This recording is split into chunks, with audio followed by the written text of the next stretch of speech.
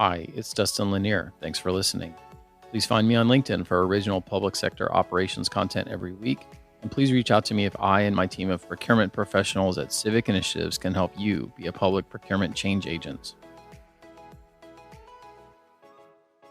So Stephanie, we're standing outside of the Expo hall on the first day. And you've been on before because you had that great idea for the end of year package. So we included you in some of our clubhouse. Absolutely. Yeah, I'm happy to be back on. And yes, we're at the Virginia Association of Governmental Procurement Vendor Showcase. So we're excited to have about 53 vendors here showcasing the goods and services that they offer.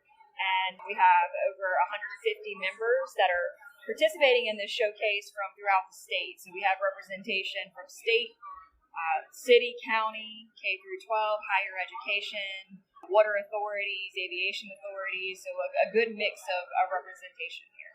And so both restate your day job, and then you're the president this year, correct? Absolutely. Yes, I'm the procurement director of Chesterfield County by day, and I volunteer, and I'm currently the president of the Virginia Association of Governmental Procurement for 2023. So what have been some of the priorities that you've been working on in your reign as president? Certainly, we are looking to, our mission as the association is to elevate the procurement profession, to support procurement professionals. So we're always looking at new avenues to provide education.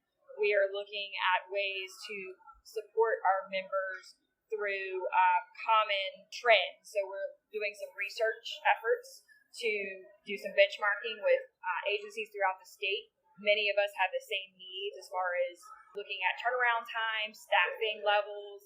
So we're going to pool all of those resources together in one place so that we don't have to reinvent the wheel. Something else that we're looking at doing is getting a one-stop shop toolbox, a resource kit for our members on our webpage. So instead of going to a bunch of different websites to find information, if you want to know commodity trends, if you want to know technology best practices, our members can visit our website and have a single page to be able to click through and locate the resources from various different sites all pulled into one.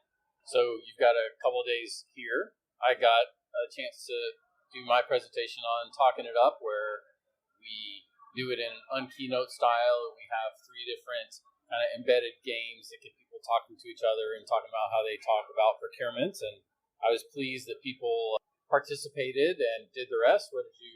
How did you come away from that discussion? Yeah, I thought it was a very lively discussion. We had lots of member participation.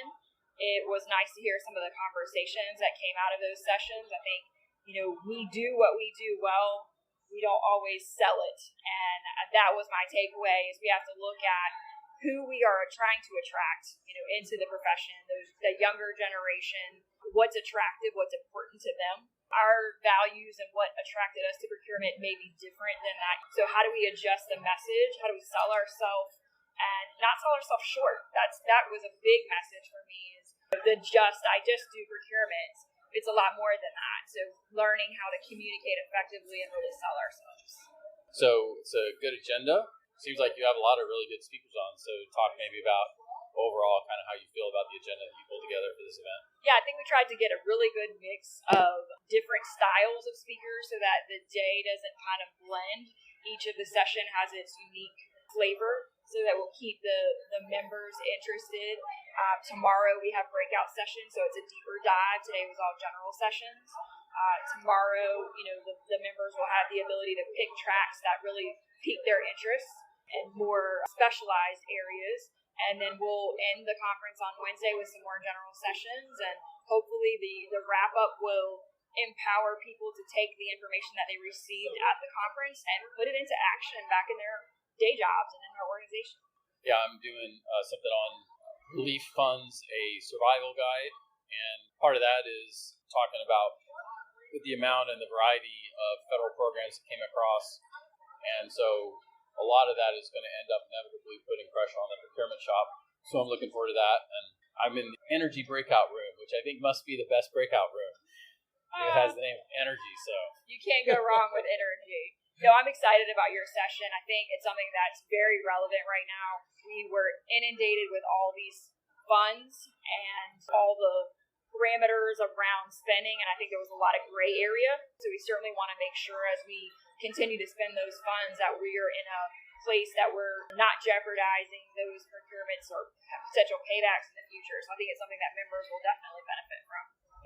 Formally, May 11th is the end of emergency and exigency, so that's part of what we're going to talk about in there. So it has been on the list, but it's going to come further to the front of the list. Well, it's nice to be out here by the water, enjoying being here, and thank you for letting me speak a couple of times, and thanks for coming on and saying a couple words. It's a pleasure to have you here as always, and look forward to more opportunities in the future. Okay, thanks so much. Thank you.